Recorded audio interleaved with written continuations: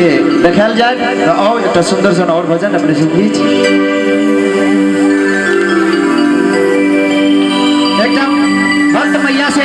मैया के द्वार पर गेलखिन और मैया से कहे छथिन कि हे माँ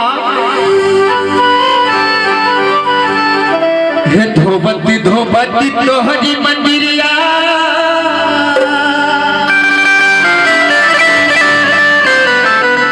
हे हाथ बाखी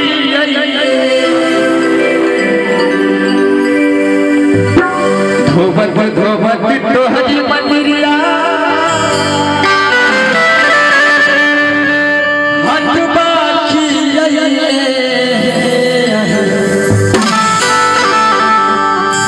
तब नाही हे तब नाही आहे मैया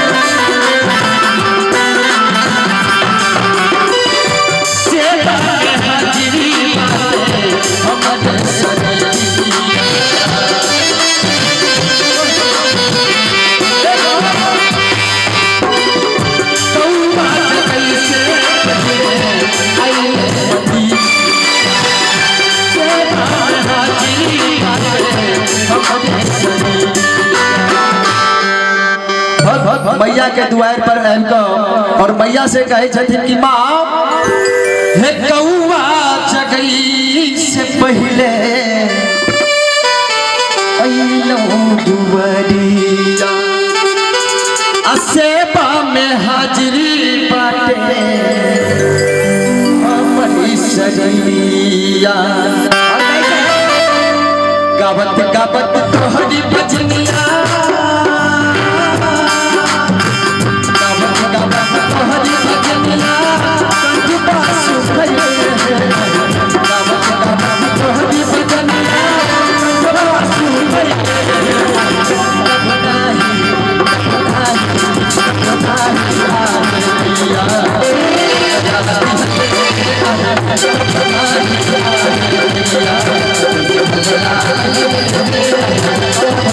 Yeah.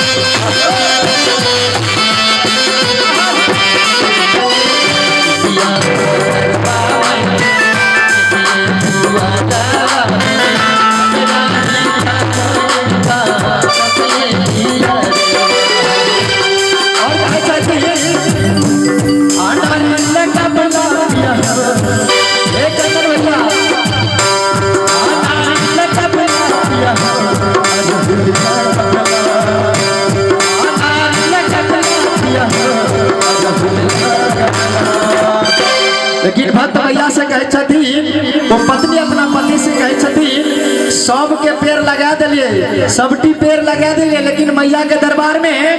सबसे नीम गाछ। हे पिया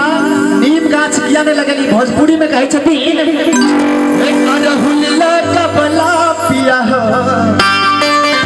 अनरिला कबला, अरहुल कबला पिया और की तब तला कबला पिया, तब तला कबला पिया